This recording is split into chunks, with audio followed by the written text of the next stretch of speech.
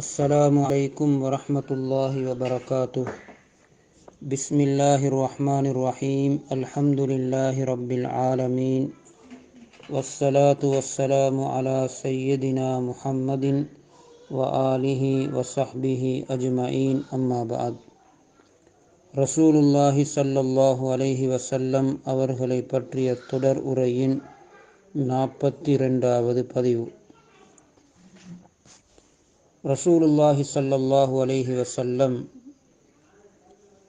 தாயிஃபுடைய அந்த பயணத்திலே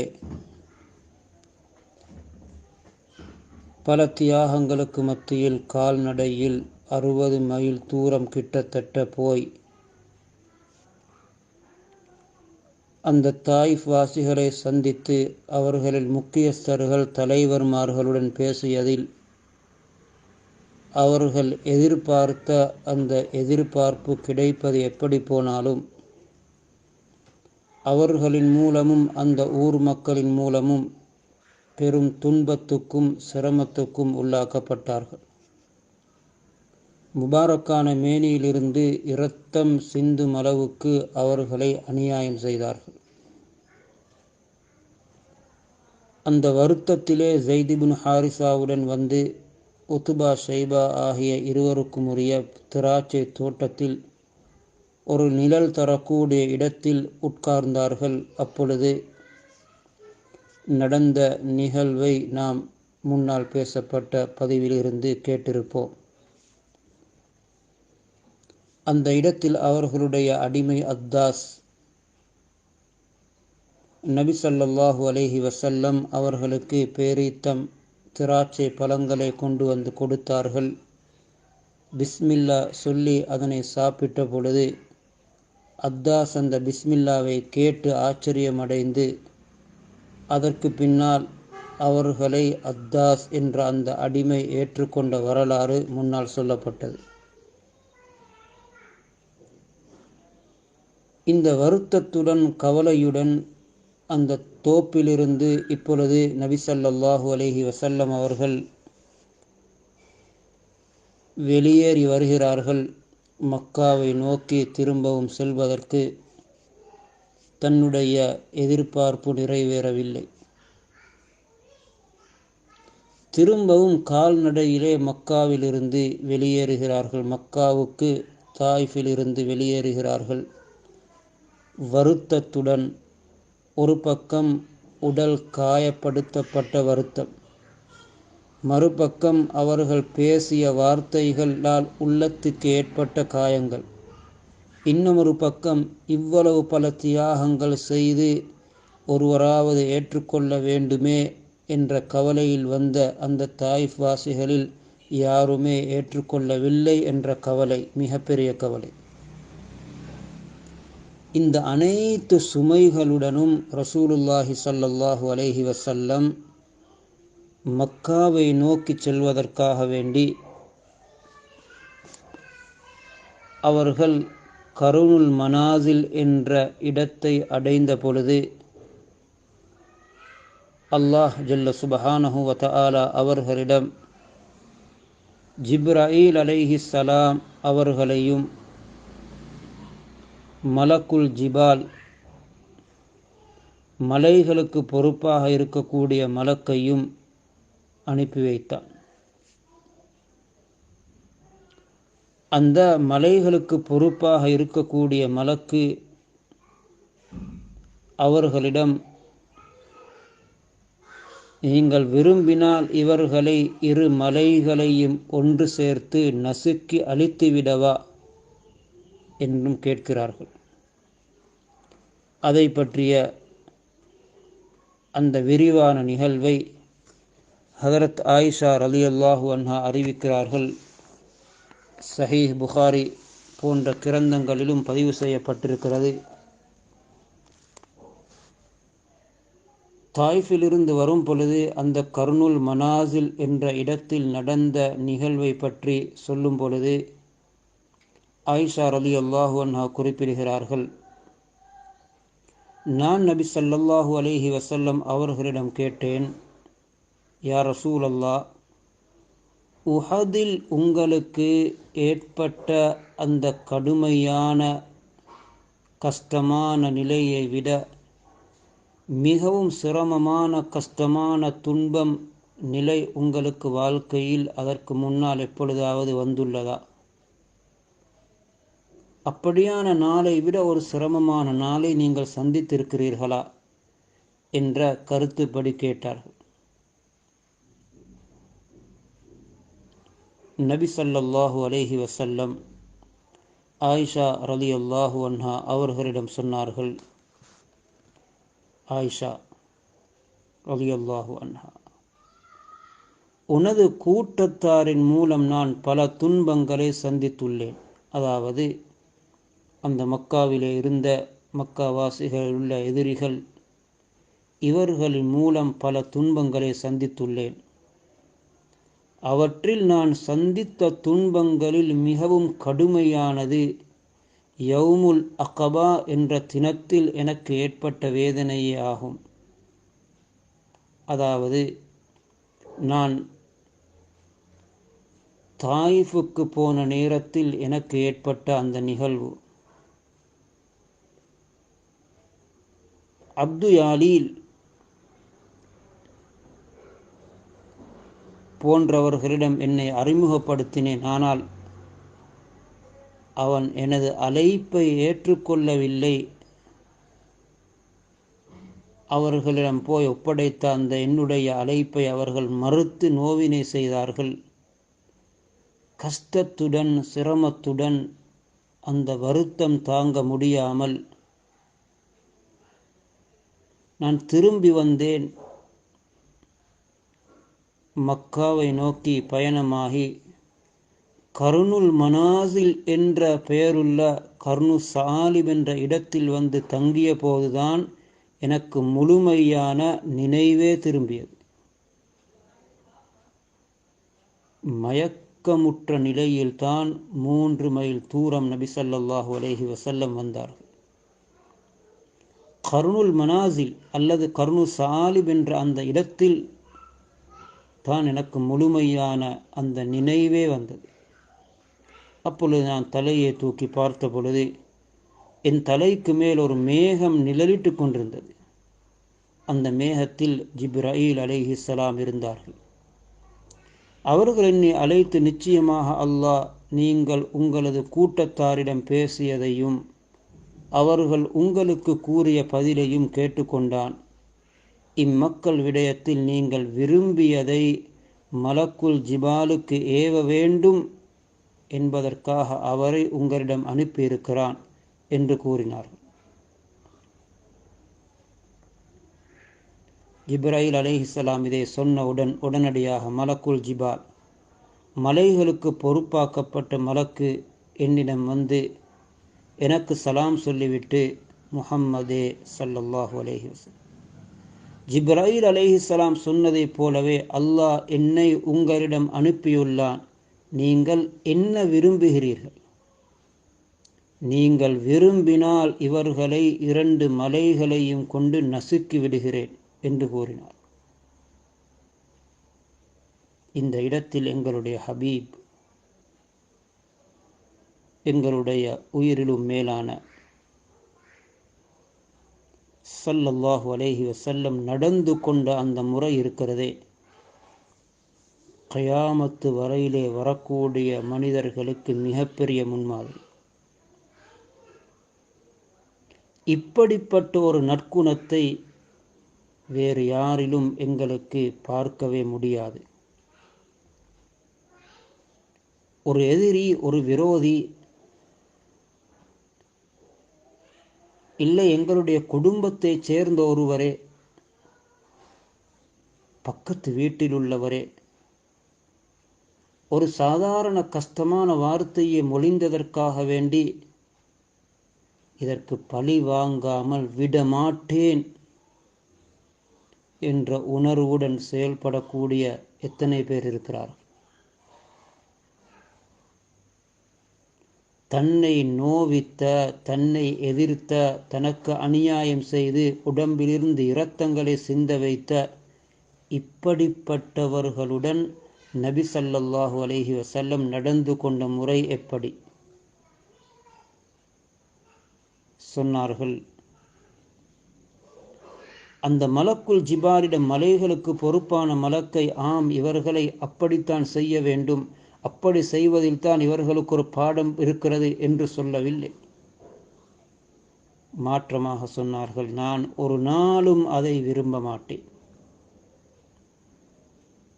நான் ஒரு நாளும் அதை விரும்ப மாட்டேன். மாறாக அவர்களிலிருந்து அல்லாஹுவை வணங்கக்கூடிய நல்லோர்கள்,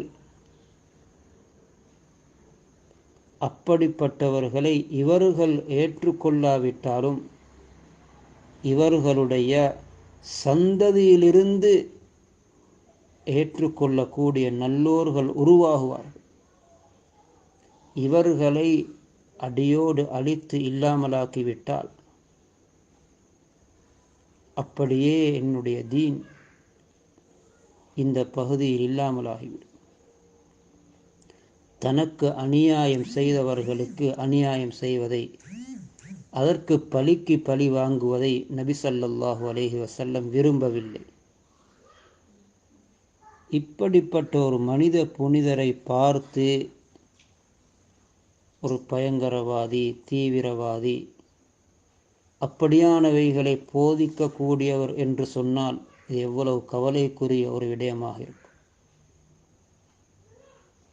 இவ்வளவு அநியாயம் செய்யப்பட்ட, அநியாயம் செய்தவர்களையே அந்த வருத்தம் இன்னும் உடம்பிலிருந்தும் உள்ளத்திலிருந்தும் நீங்காத நிலையிலே அவர்களுக்கு அதற்காக வேண்டி சிறிதளவும் நோவினை செய்வதை விரும்பாத மனித புனிதர்தான் எங்களுடைய ஹபீப் முஹம்மது ஸல்லல்லாஹு அலைஹி வஸல்லம்.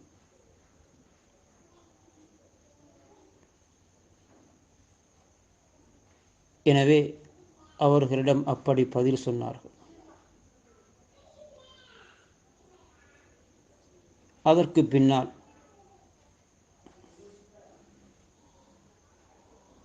நபி ஸல்லல்லாஹு அலைஹி வஸல்லம் மக்காவை நோக்கி பயணம் செய்கிறார்கள்.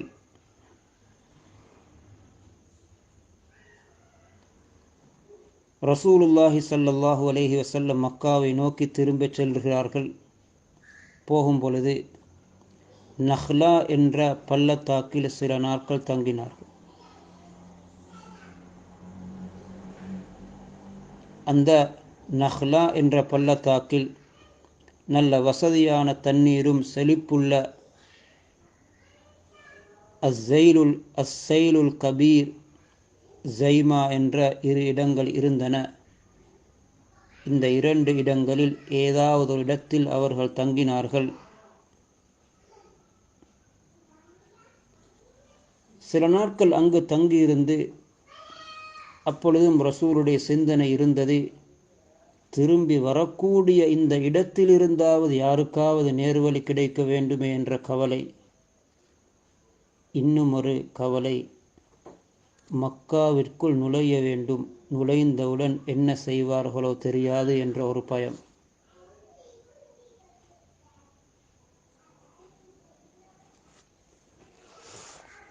ரசூலுல்லாஹி ஸல்லல்லாஹு அலைஹி வஸல்லம் சில நாட்கள் அங்கே இருந்துவிட்டு அதற்கு பின்னால் மக்காவிற்குள் நுழைவதற்காக வேண்டி நாடுகிறார்கள். இப்பொழுது ஸைத் இப்னு ஹாரிஸா ரலியல்லாஹு அன்ஹு நபி ஸல்லல்லாஹு அலைஹி வஸல்லம் அவர்களிடம் கேட்கிறார்கள், யா ரசூலல்லாஹ், அந்த மக்காவினுடைய உங்களுடைய எதிரிகள், விரோதிகள் உங்களை மக்காவிலிருந்து வெளியேற்றியிருக்க நீங்கள் இப்பொழுது எப்படி அங்கு செல்ல முடியும்? எப்படி உள்ளே நுழைவது? அவர்கள் எதிர்பார்ப்பலே, நோய்ப்பார்களே. அந்த நேரத்தில் நபி ஸல்லல்லாஹு அலைஹி வஸல்லம் ஸைத் இப்னு ஹாரிஸாவிடம் சொன்னார்கள், ஸைதே, நீங்கள் பார்க்கும் இந்த துன்பங்களுக்கு ஒரு முடிவையும் நல்ல மகிழ்ச்சி தரும் மாற்றத்தையும் நிச்சயம் அல்லாஹ் ஏற்படுத்தி இருக்கிறான். நிச்சயம் அல்லாஹ் அவனது மார்க்கத்திற்கு உதவி செய்வான். அவனது நபிக்கு வெற்றியை தருவான் என்று நபி ஸல்லல்லாஹு அலைஹி வஸல்லம் கூறினார்கள். பிறகு தனது பயணத்தை தொடர்ந்து மக்காவுக்கு சமீபமாக வந்தவுடன் ஹிரா குகையில் போய் தங்கினார்கள். மக்காவிற்கு நுழைவதாக இருந்தாலும் தனக்குரிய பாதுகாப்புக்குரிய ஒரு ஏற்பாட்டை செய்து கொண்டுதான் நுழைய வேண்டும். எதிரிகள் காத்திருக்கிறார்கள். எப்படி ரசூல் பல சிரமங்களை சந்திக்கிறார்கள்.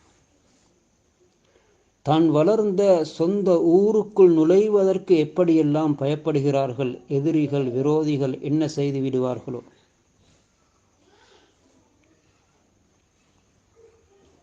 ஹிரா என்ற அந்த குகையில் தங்கி ஹுஸா கூட்டத்தை சேர்ந்த ஒருவரை அஹ்னஸ் இப்னு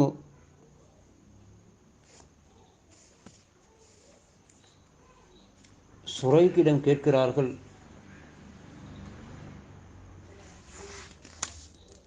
நபி ஸல்லல்லாஹு அலைஹி வஸல்லம், நான் மக்காவுக்குள் வர வேண்டும்.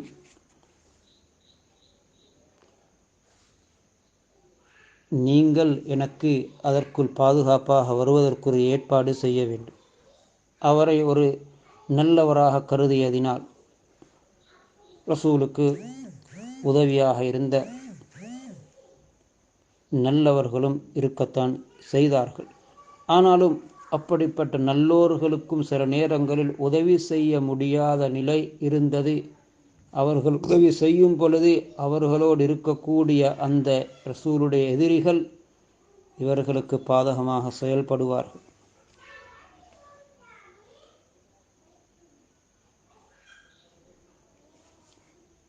அங்கிருந்து அஹ்னஸ் இப்னு சுரைக்கிடம் அவர்கள் தனக்கு அடைக்கலம் தர வேண்டும் என கூறி தூது அனுப்பினார்கள். அதற்கு அவர்கள், நான் மக்காவாசிகளுடன் நட்பு கொண்டவராக இருப்பதால் அவர்கள் விரும்பாதவருக்கு பாதுகாப்பு அளிக்க முடியாது என்று கூறிவிட்டார். திரும்பவும் நபி ஸல்லல்லாஹு அலைஹி வஸல்லம் சுஹைல் இப்னு அம்ரிடம் ஆள் அனுப்பி தூது அனுப்பி, நான் மக்காவுக்குள் வர வேண்டும், ஏதாவது ஆபத்துகள் வராமல் பாதுகாப்புக்குரிய வழிகளை செய்யலாமா என்று கேட்டபொழுது அவர் சொன்னார், ஆமிர் கிளையை சேர்ந்தவன் நான். எனவே காப் கிளையாருக்கு எதிராக என்னால் உங்களுக்கு பாதுகாப்புக்குரிய ஏற்பாடு செய்ய முடியாது என்று ஒரு காரணத்தை சொல்லி மறுத்துவிட்டார்.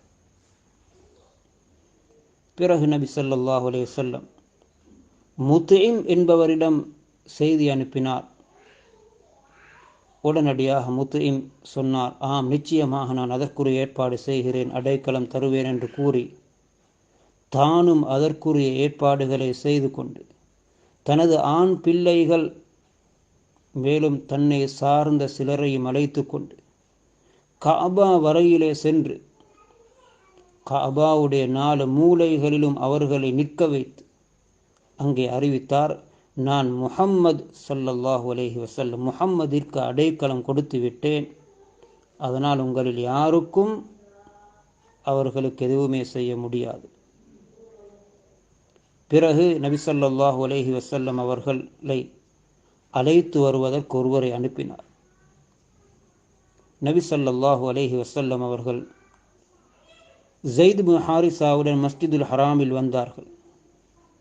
முத்இம் தனது ஒட்டகத்தின் மீதேறி அமர்ந்து கொண்டு, குறைசிகளே, நான் முஹம்மதிற்கு அடைக்கலம் கொடுத்து விட்டேன், உங்களில் எவரும் இந்த முஹம்மதை ஸல்லல்லாஹு அலைஹி வஸல்லம் பழிக்கக்கூடாது என்று அறிவிப்பு செய்தார்.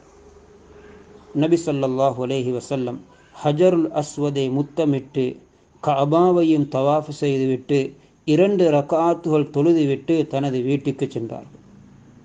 அதுவரையும் முத்இமும் அவரது மக்களும் பாதுகாப்புக்குரிய முழு ஏற்பாடுடன் நபி ஸல்லல்லாஹு அலைஹி வஸல்லம் அவர்களை சுற்றி இருந்தார்கள். அவர்கள் முஸ்லீம்களாக இருக்கவில்லை, ஆனால் ரசூலுக்கு உதவியாக இருந்தார். முஸ்லிம் அல்லாதவர்களில் எல்லா காலங்களிலும் நல்லோர்கள், எங்களுக்கு சார்பானவர்கள் நிறைய பேர் இருக்கிறார்கள். எப்பொழுதும் நாம் எல்லோரையும் எதிரியாக பார்க்கவே கூடாது. அதற்கு அபூஜஹல் எதிராக பேசினார். முத்இமிடம், நீ அவருக்கு பாதுகாப்பு கொடுத்தாயா அல்லது நீ அவருடன் சேர்ந்து விட்டாயா, முஸ்லிமாகி விட்டாயா என்று கேட்டபொழுது அவர் சொன்னார், இல்லை, நான் வெறுமனே அவருக்கு பாதுகாப்பு வழங்கியிருக்கிறேன். அபூஜஹல் நிர்பந்தத்திலே ஏற்றுக்கொண்டான். நீங்கள் பாதுகாப்பு வழங்கியவருக்கு நாங்கள் ஒன்றும் செய்ய முடியாது. அந்த நேரத்தில் முத்இம் ரசூலுல்லாஹி ஸல்லல்லாஹு அலைஹி வஸல்லம் அவர்களுக்கு செய்த உதவியை நபி ஸல்லல்லாஹு அலைஹி வஸல்லம் நினைவில் வைத்திருந்தார். பத்ரில் கைது செய்யப்பட்ட எதிரிகளுடைய விடயத்தில் ரசூலுல்லாஹி ஸல்லல்லாஹு அலைஹி வஸல்லம் சொன்னார்கள், இந்த இடத்தில் முத்இம் உயிருடன் இருந்து இந்த துர்நாற்றம் பிடித்தவர்களின் உரிமைக்காக என்னிடம் பேசியிருந்தால் அவருக்காக இவர்கள் அனைவரையுமே நான் விடுதலை செய்திருப்பேன் என்று கூறினார்கள். இப்படி நபி ஸல்லல்லாஹு அலைஹி வஸல்லம் 60 மைல் தூரம் நடந்து போய் பல சிரமங்கள் பட்டு தன்னுடைய மிக பெரிய அந்த நோக்கத்தில் எதிர்பார்த்ததை கிடைக்காமல் கஷ்டங்களுடன் துன்பங்களுடன் பல இடங்களில் தங்கி மிகவும் ஒரு நெருக்கடியான நிலையில் பாதுகாப்புடன் வந்து மக்காவுக்குள்ளே நுழைந்து தன்னுடைய வீட்டை போய் அடைந்தார்கள். இந்த தாயிஃபுடைய வரலாறிலிருந்து படிக்க வேண்டிய சில முக்கியமான பாடங்களும் இருக்கிறது. ரசூல் ஸல்லல்லாஹு அலைஹி வஸல்லம் அவர்களுடைய இந்த பிரயாணம் அது வீணாகவில்லை, அதில் தியாகங்கள் வீணாகவில்லை. அதற்கு சில எடுத்துக்காட்டுகளும் இருக்கிறது. அதனை அடுத்து வரக்கூடிய பதிவிலே கேட்போம். அந்த ரசூல் ஸல்லல்லாஹு அலைஹி வஸல்லம் அவர்கள் மீது அதிகம் ஸலவாத்து சொல்லுவோம். ஸல்லல்லாஹு அலா முஹம்மத் ஸல்லல்லாஹு அலைஹி வஸல்லம். وآخر دعوانا أن الحمد لله رب العالمين. والسلام عليكم ورحمة الله وبركاته.